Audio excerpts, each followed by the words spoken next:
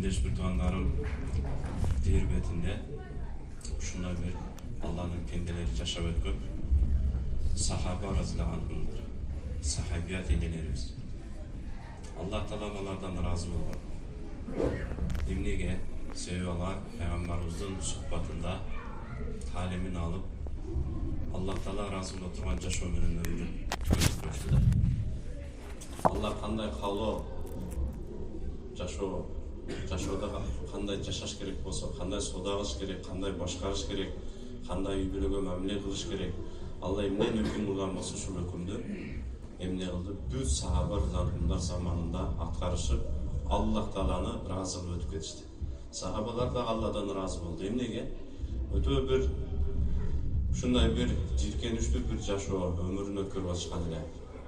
Өтө коркунучтуу бир өмүр сүрүп атышты эле.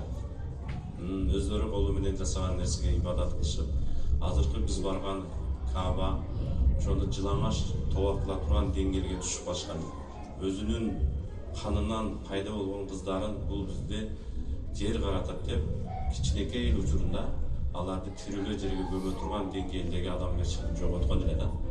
Ошондой бир бузукулук чектен чыккан бир заманда Аллах Таалам аларды халак кылбастан, жок кылбастан Аллах Тааланын эрежеси ушундай. Эмне кылды? Пайгамбар Мухаммад алейхиссалату вассаламды пайгамбар кылып тандап, өзүнүн коомуна буйрук берди. Эмне кылышты? Динди жеткирүүнү, адамгерчиликтүү адам жашаш керек экендигин. Сахабалар эмнеге Алладан ыраазы болду? Себеби ошондой бир деңгээлде Аллах Таалам пайгамбарды чыгарып, хидаят берип, эмне кылды? Ошондой бир бузукулук замандан Алла өтө бир бийик бир асмандагы жылдыз дей турган бир деңгээлге эмне дин менен жашап көтөрүшкөндүктүн себебинен алар Алладан ыраазы болушту да. Эми биздин заман, бүтүндар. Алла ыраазы боло турган жашоо даяр.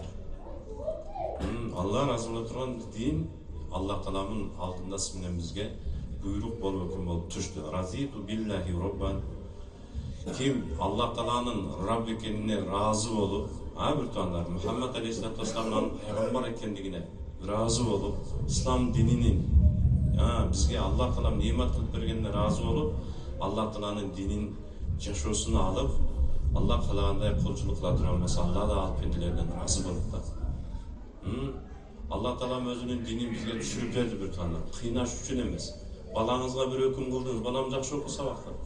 Баламда резетканын ичинде көзгө көрүнбөгөн эмне бар, топ бар, тартып кетет, кармаба десеңиз да, балаңыз айтты, койчу атай, бул менин өзүмдүн колум мен, каалаганда иштетем мен.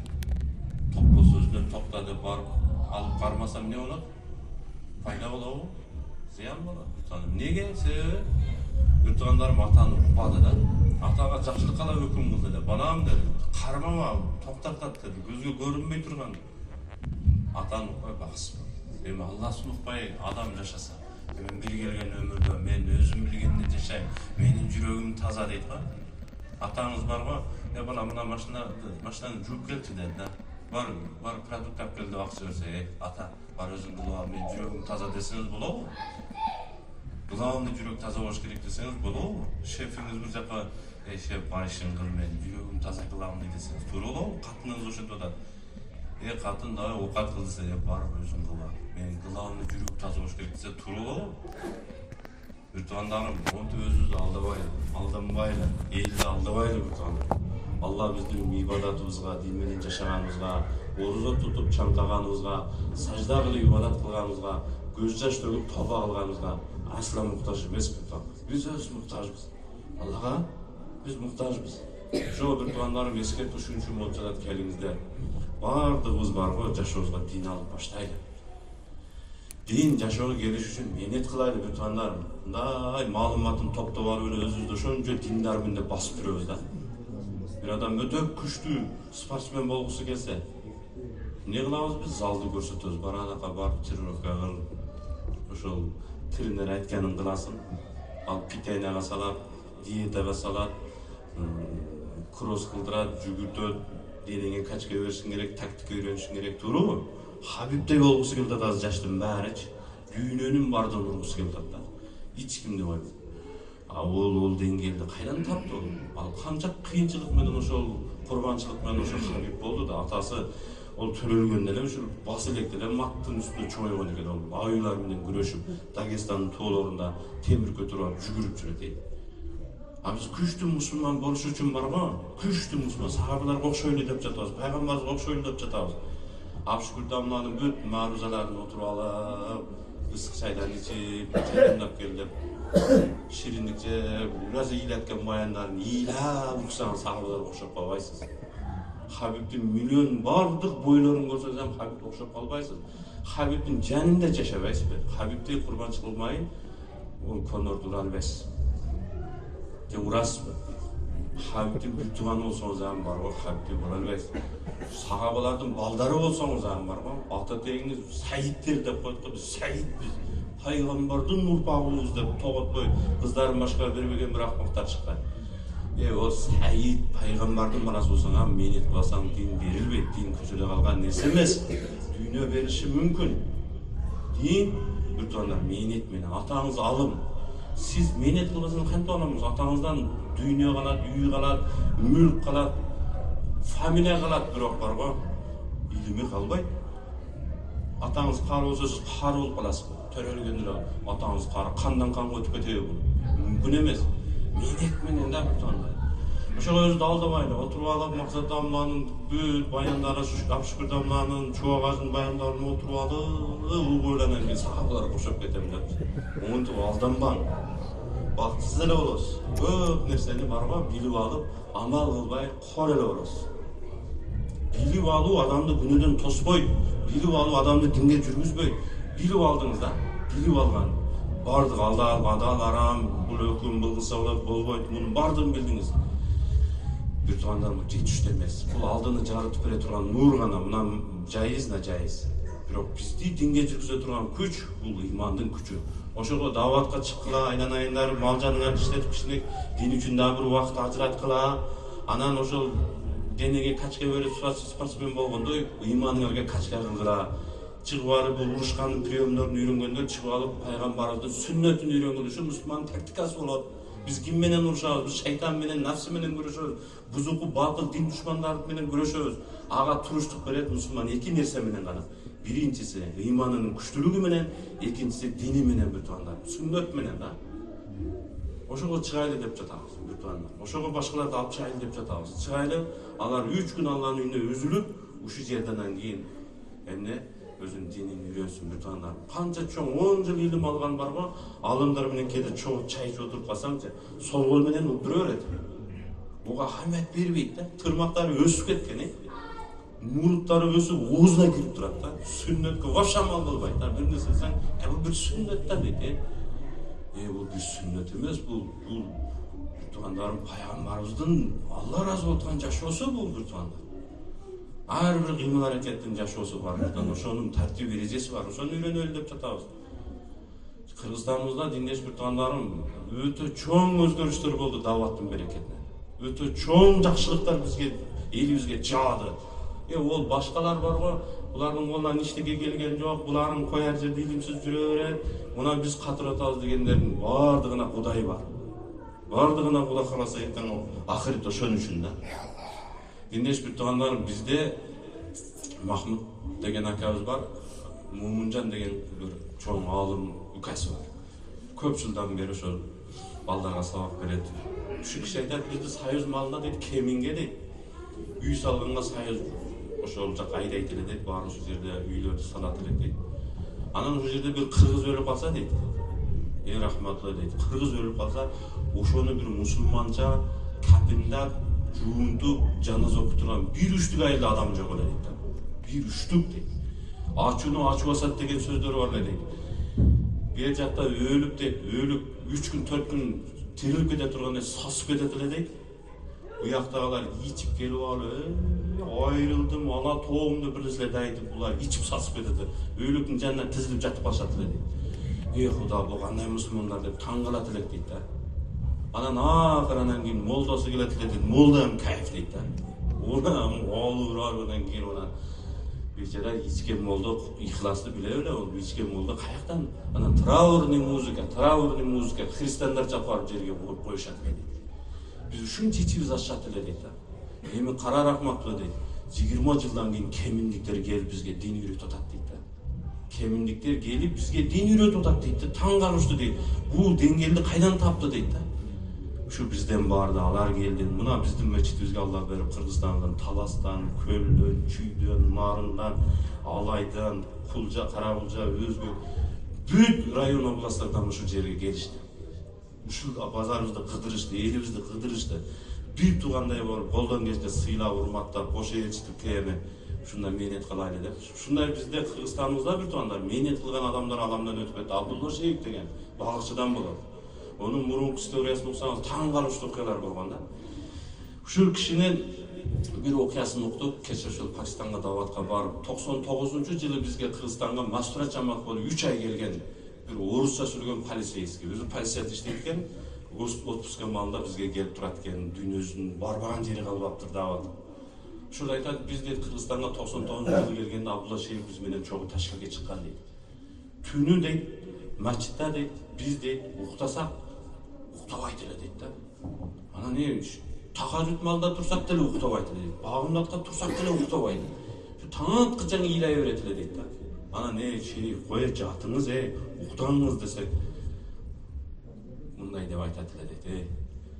Uqtаған ақым жоқ депчи. Men elimi көріп атасың депчи. Күнүнгө бузук кылып кылтат. Бейнамазы ошончо, коррупционер ошончо, харамкор ошончо. Men uqtаған ақым жоқ. Men Rabbıma илап, men elime hidayat tilep deydi. Qancha kun жүрсек, күндүзү да түнү да уктабай тиле дейт да. Устаздар айтат, 8 жыл төшөккө жаткан эмескен ошо кишичи. 8 жыл. Күндүзү бир аз эс алат экен. 8 жыл. Ушул замандын адамы, бир туугандарым. Мен атамын хидаятка келишинде ошо киши себеп болгон. Мен атам чоң атеист болгон. Коммунист болгон, парторуп болгон, партбилет менен жүргөн да. Ошол bir tuğanlarım azır Allah ver ошо күндөрүн эстеп ыйлап дайыма балам дейт. Менин де канча атеист досторум, коллегаларым канчасы Аллага ишенбей атеист боюнча жердин түбүнө кирип кетти балам. Алла менин ошолордун арасынан тандап мага хидаят берди депчи. Дайыма ошол мурунку кылган союзга таянып элге кылган зулумдуктарын айтып берип ыйлап берет да. Диндеш bir tuğanlarım Кыргызстаныбызда даваттын берекетинен өтө чоң бир жакшылыктар болуп атат да. Устаздар айтат, кайсы жерде мейнет болсо, залымдын балдарынан алымдар чыгат дейт. Кайсы жерде мейнет токтосо, алымдын балдарынан залымдар чыгат дейт. Бул не сөз деп түшүнбөй жүрдүк. Кийин анан биз Азербайжандан даваттан кайтып келатып, через Ташкент келдим. Менин апам Өзбекстан жактан болот. Ошол жакта чоңойгон кыргыздарда. Ал жакта бүт туугандарым бар, тагаларым. Алар күтүп алышты. Ташкентте чоң бир ошол полицияда, милицияда иштешет. Анан мени күтүп алышты аэропортто. Такси менен күтүп алышты. Засирди аэропортто отуруп, шам убакыт болуп калды. Анан ака Санжар деген акам, Санжар ака бир масжид болсо токтотуп коюң, шам болуп калды десем, алдыда келет атат. Жанындагы шопур таксини утуп атат. Масжид каерде деп сурап атат да. Ол билбейм дейт. Ушунча ичим ачышты. Билесиздерби бул эл кимдин балдары? İmam Bukhari'nin balları, İmam Tirmizi'nin balları, Abdullah Samarkand'inin balları, İmam Marghani'nin balları, bir tuğanlarım, İmam Maturidi'nin balları bir tuğanlarım. Kanday ulu insanların balları, Matik kayırdı kendini bilmeydi hatta. Mene misal azı oşta kazino kayırdıysa ben bilmem, benim baylanışım yok kazino mene. Ol Matik menen kaçan adam baylanışıyordu, barbaganda da. Düşündüm, toktot mune yerge biz azan ayet namaz okulaylı dedik, toktottuk. Kıvlanı görsetip koy dedik, mune ak dedi. Şu an karab Şam'da okuduk, yürüp biraz dursam, Rahmatullah Tirmizi degen bir kişi var, öte çoğun alım, oşonun nasıştı var eken, Yunus Abadçak'ta. 2 minut dursuk jetmek bizde. Onu bilgenler de söyledi, cemaatmen okumakpız, o nailem. En iç atışarlığı kıvılan, bu ne eken değil, bu ne karab oktur. Sancar dedim, aka dedim, ne olğansı sizge dedim da, Allah. Kıvlanını unutup kalgan turbaysın депчи. Adam kaçan kıvlasını unutup kaladi, kıvlanın ıyık ekendigini unutkanda, al jakka жүздөнүштү unutup kalganda bir tuğanlarım. Oşondan baya жетти да, meynet bolboso alımdын балдарынан залымдар чыгат депчи. Ошо урматтуу диндеш bir tuğanlarım, балдарыбызга мына парыштадай болгон балдарыбызга райым кылайлы bir tuğан, башка атасы жок. Аларга кичинекейинен динин үйрөтүп коелу. Dinдар bala mekенин сатпайт билип коелу. Dindar bala eline kıyanatlık kılbaydı hiç kaçan. Dinдар bala bir tuğanlarım sizdin kızınızды zorda koydu. Dinдар bala краска жыттап барго бузук кылып кылбайт bir tuğanlar. Dinдар bala erteң bargo алсыз басаңыз өзүнүн эмнесин бүт күчүн жумшап сизди көтөргөнгө аракет кылат. Динсиз боло калаганын кылат, бузук кылат, жер карата шарманда кылат биздичи. Шарманда кылат. Чубагажы айтат, калпагың мынтип кыйынсып кийип жүрбө, мынтип колдуңа тык, азыр мынтип көтөрүлүп кыйын мен кыргызмын дей турган убакыт эмес. Анакта бүт кыздардын көтү ачык жүрөт, бүт бардын о жерде ар кимдин улут мындай бузукулук кылып жүрөт. Sen kıyın böyle örbergen atamında bizde manasepboz var, biz ulu adamlarız biz. De o tarihın bilen onam жалган болушу мүмкүн дейт да. Эпос деп жарымы жалган, жарымы чындап атпайбы өз айыл. Ол жок нерсе менен сен сыймыктанбай, ар кимдин өзүнүн тарых жаратып атпайбы. Ушундай бир моменттебиз бир туугандар. Жер бетине үлгү боло турган, жер бетине диндар болуп барго, чыныгы мусулманчылыкты, чыныгы ата бабаларыбыздын кайратын көрсөтө турган маалга келгенбиз biz. Dağılır şu tarafada titrep başlaganda onu жерден жарым 4 rekette суранdım да мен 2 para кошуп кой десем 2 para окуп аткан эме 4 para окуганда 4 катар качып кетти да. Караң 2 парага мынтип тура албаган адам эми эртең мамлекетибизге бирөө бастырып келсе туруп бере алабы айтыңызчы? Майдандан качат. Алланын алдында эң жаман палет адам ушул майданда согуш болуп атканда чериктерин таштап качкан да. Ulan oşundan da güçlü maydan taşlap kaçak bayır tutanlar. Batkende zıcı olganda kıyım var dediler. Bişkek'te avtobuslarda koyup yürügüle dediler. Çıkarmaya koyduk. Bu til suyur, kalpele namuslu olup kıyım var, kırgızbız, kıyımбыз diye başına akvalı bilgen adam keyin. Kim ekeni jeli çıkıp temperaturu düşüp adam keyin özüne gele çıkıp. Şu ekenizni karap koyuyoruz, özümüzce de kıyım var. Dağı bir nese. Ey Allah, apa-jeleribizge rahim kılıp koyuyor. Apa-jelerimiz barga beçerler. Bazarlarda, Rossiyalarda, her yerde barga tırcılık kılıp, şu pul alıp kelip, pul jönötüp. Kaçan bizdin ata-babalarımыздın apalarımız iştettiler, oşularını taap kelgen bizge jedirdiler. Kıyınlansa dagы балдарыбызды жакшына тарбия алып үйдө кара деп тамак хозяйка болуп отурдулар ба. Биз өлбөй эле тирчилик кылып эле ушу жыртык дасторкондо чоңойлоп кой бир туугандарым. Азыр эмнеге олардын баарын өзгө шерик кылабыз да?